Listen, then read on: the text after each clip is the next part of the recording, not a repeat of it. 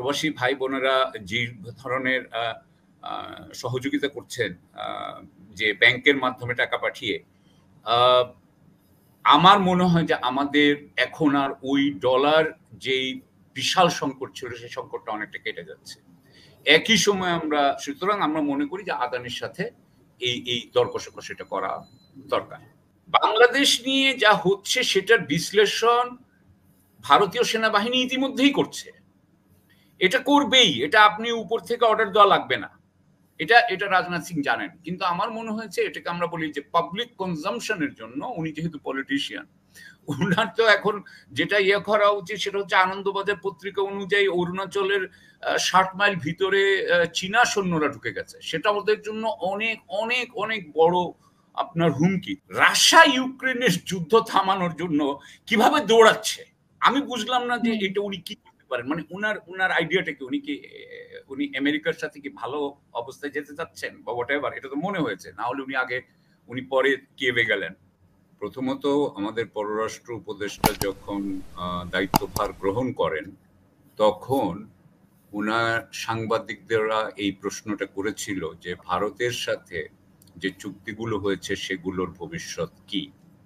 তিনি বলেছিলেন যে চুক্তিগুলোকে পরীক্ষা নিরীক্ষা করা হবে এবং এগুলো যদি বাংলাদেশের স্বার্থের বিরুদ্ধে যায় তাহলে পদক্ষেপ নেওয়া হবে।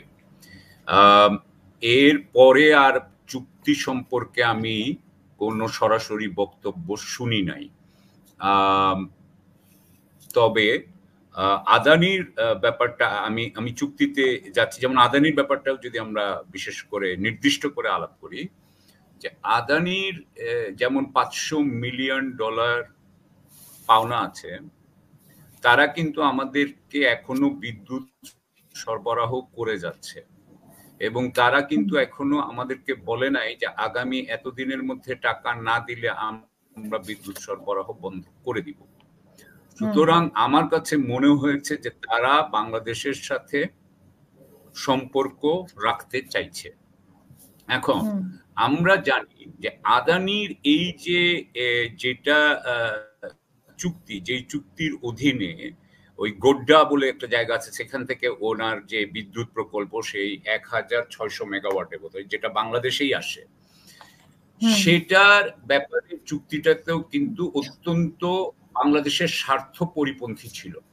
সেখানে অস্ট্রেলিয়া থেকে উনি অত্যন্ত লো কোয়ালিটি কয়লা কিনে, উনি ওইটাকে ওখানে নিয়ে, কিন্তু এটাকে অনেক দাম বেশি দেখিয়ে এটা বোধহয় একটা হাই চার্জ করা হয়েছিল বলে আমার মনে পড়ে। সুতরাং এই চুক্তিটা নিয়ে কিন্তু প্রথম কথা হচ্ছে যে কিছু কিছু টাকা পেমেন্ট করে দেওয়া যায়। দ্বিতীয় কথা হচ্ছে, কারণ আমাদের বিদ্যুৎ নিরাপত্তা নিয়েও কিন্তু এখনো প্রশ্ন আছে, সেটা আমি আরেকটু পরে যাই। তো এখানে যেটা হয়েছে যে আপনার এই চুক্তিটাও কিন্তু আমাদের পরীক্ষা নিরীক্ষা করতে হবে এবং এখানে আমি মনে করি একটা দর কষাকষির, অর্থাৎ রেট কমানো এবং একটা পেমেন্টের একটা শিডিউল বানানো, সেটা আমাদের মনে হয় করা সম্ভব। অর্থাৎ আমি বলতে চাচ্ছি যে এটার একটা সন্তোষজনক সমাধান সম্ভব বলে মনে করি, কারণ যেহেতু বাংলাদেশে গত আগস্ট মাসের আমরা যেটা দেখছি রেমিটেন্স যে হারে এসেছে, অর্থাৎ গত বোধহয় 2023-এর অগস্টের তুলনায় বোধহয় 40% বেশি বা সামথিং লাইক দ্যাট, $2 বিলিয়ন উপরে যে টাকা এসেছে, আমাদের প্রবাসী ভাই বোনেরা যে ধরনের সহযোগিতা করছেন যে ব্যাংকের মাধ্যমে টাকা পাঠিয়ে, আমার মনে হয় যে আমাদের এখন আর ওই ডলার যেই বিশাল সংকট ছিল সেই সংকটটা অনেকটা কেটে যাচ্ছে। একই সময় সুতরাং আমরা মনে করি যে আদানির সাথে এই দর কষাকষিটা করা দরকার। এখন আমি যেহেতু আপনি কিন্তু এটাকে একটা আরেকটু বড় করে বলেছেন, কারণ আপনি আবার রাজনাথ সিং এর বোধহয় আপনি প্রতিরক্ষা মন্ত্রী, কেউ বলছে এটা আসলে একটা হুমকি, কেউ বলছে বিভিন্ন জনে বিভিন্ন ভাবে বিশ্লেষণ করছে। তো আপনার বিশ্লেষণটাও এখানে একটা ইম্পর্টেন্ট। গতকালকে আমি এটাকে হুমকি হিসাবে বলি নাই, কিন্তু আমি বলেছি যে ওখানে একটা অভ্যন্তরীণ একটা, কিন্তু আমাদের গণতান্ত্রিক দেশে সবসময় চিন্তা করতে হবে যে ওই দেশের অভ্যন্তরীণ একটা প্রেক্ষাপট থাকে। তো অভ্যন্তরীণ প্রেক্ষাপটে বিজেপি যেহেতু সরকার আছে, বিজেপি তো অত্যন্ত দক্ষিণপন্থী, মানে এবং এর মধ্যে অনেকেই চরমপন্থী।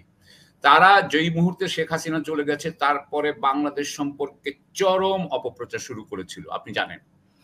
এই অপপ্রচারের পরে তাদের মধ্যে তখন বড় বড় তারা কথা বলছে, তারা বলছিল ওখানে এরকম কথা বলা হয়েছে, মানে সামাজিক মাধ্যমে দেখা গেছে,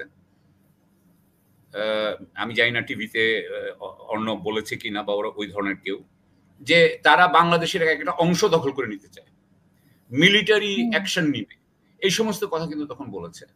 সুতরাং এই যেই চরমপন্থী শিবিরটা আছে আপনার ইয়েতে ভারতে, তাদেরকে খুশি করার জন্য সে এটা বলতে পারে। কারণ আমি এখানে একটা কথা বলতে চাই, সে বলেছে যে তোমরা এটা বিশ্লেষণ করো বাংলাদেশের অবস্থা, রাইট, অপ্রত্যাশিত ঘটনার জন্য প্রস্তুত থাকো। হ্যাঁ, এই দুটো কথাই কিন্তু আসলে খুব গদবাঁধা কথা।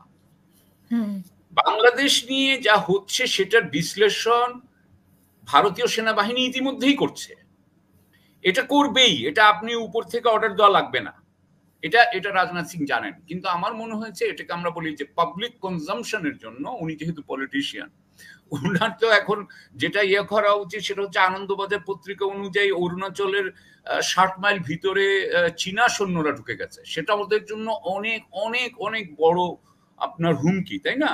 ওদের অলরেডি ওদের স্থল থাকে ভূমিতে। আমি যেটা বলতে চাচ্ছি যে সেটা হলো কি, যে বাংলাদেশের সাথে ভারতের সম্পর্কটা তো অত্যন্ত গুরুত্বপূর্ণ। আমাদেরকে এটা দুটো ট্র্যাকে মেনটেন করা দরকার বলে আমি মনে করি।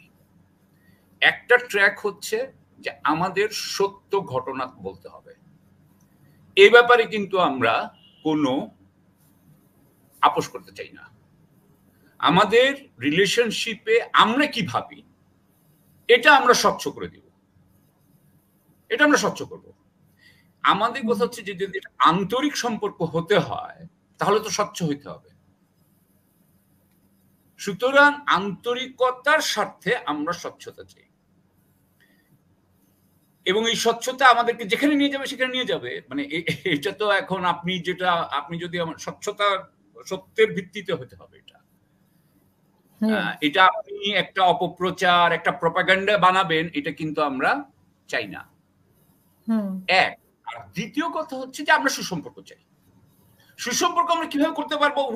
মানে আমরা প্রস্তাব নেই, প্রস্তাবগুলো আমরা চিন্তা করি। প্রভুত্ব না, সমতা, এক ধরনের সমতা, প্রভুত্ব, যেরকম প্রভুত্ব সম্পর্ক ছিল, আমরা সুসম্পর্ক, প্রভুত্ব, সমতা, অবশ্যই আমরা সার্বভৌম রাষ্ট্র দুইটা, আমাদের সার্বভৌমত্ব নিয়ে কিন্তু এটা প্রশ্ন করা যাবে না। সমতা, ধরেন আপনি একটা ছোট রাষ্ট্র তো আল্লাহ বানাই দিছে, ওদেরকে একটা বড় রাষ্ট্র বানাই দিছে, কিন্তু আমরা দুইজন সার্বভৌম, আমরা দুটি রাষ্ট্রের সার্বভৌম, আমাদের একটা ইতিহাস আছে। আমরা কিন্তু ধরেন মিয়ানমারের সাথে ভারতের যে সম্পর্ক হবে, বাংলাদেশের সাথে ভারতের সেই সম্পর্ক নয়, তাই তো? কারণ বাংলাদেশের সাথে ভারতের সম্পর্ক তো একটা ওতপ্রোতভাবে জড়িত, ওতপ্রোতভাবে জড়িত। বেঙ্গল ছাড়া তো আসলে ভারতে চিন্তা করা যেত না, এক সময় বেঙ্গল ছাড়া চিন্তা করা করাই যেত না। সো আমি যেটা বলতে চাচ্ছি সেটা হচ্ছে কি যে, এবং এখানে আরো একটা জিনিস আমি এখানে বলতে চাই, সেটা হচ্ছে যে বর্তমানে আমি যেটা অবজার্ভ করতেছি সেটা হচ্ছে যে মোদী সরকার এই ইলেকশনের পরের থেকে কিন্তু আগের মতো শক্তিশালী নাই, যেহেতু একক শক্তিতে আসেনি এই সরকার। জি, যেহেতু একক সংখ্যাগরিষ্ঠতা পায়নি, এরপরে দেখা যাচ্ছে যে তিনি নানান আপনার ইস্যুতে উনি কিন্তু পিছু হটছেন। হ্যাঁ, অগ্নিবীর, তারপর আমি দেখলাম আপনার ল্যাটারাল এন্ট্রি, নানান নানান বিষয় কিন্তু তিনি এখন পিছনে তাকে হটতে হচ্ছে। এখন দেখেন, উনি দেখেন রাশিয়া ইউক্রেনের যুদ্ধ থামানোর জন্য কিভাবে দৌড়াচ্ছে। আমি বুঝলাম না যে এটা উনি কি করতে পারেন, মানে উনার আইডিয়াটা কি, উনি আমেরিকার সাথে কি ভালো অবস্থায় যেতে চাচ্ছেন বা হোয়াটএভার, এটা তো মনে হয়েছে। না হলে উনি পরে কিয়েভে গেলেন। এখন শুনছি অজিত দোভাল যাবে। হ্যাঁ, অজিত দোভাল যাবে, ইয়ে যাবে কি যেন আরেকজন গান্ধী, আমি নামটা ভুলে গেছি। ৩ জন যাওয়ার হ্যাঁ। কথা আরো। আচ্ছা। সো সেখানে। এদিকে রাহুল গান্ধী, সরি রাহুল গান্ধী রাহুল পজিটিভ গান্ধী এখন যাচ্ছে ইউএসএ তে। রাহুল গান্ধী বোধহয় এখনই আমেরিকাতে আছে। ইউএসএ, হ্যাঁ। হ্যাঁ, এবং এই যে আমেরিকাতে আছে। জাতিসংঘের যে মানে সেখানে তো একটা কথা হওয়ার কথা যে আমাদের ডক্টর ইউনূসের সাথে মোদি সাহেবের সাথে প্রস্তাব বাংলাদেশ দিয়েছে, এখনো আমরা উত্তর পাইনি, আমরা বোধহয় অপেক্ষা করছি।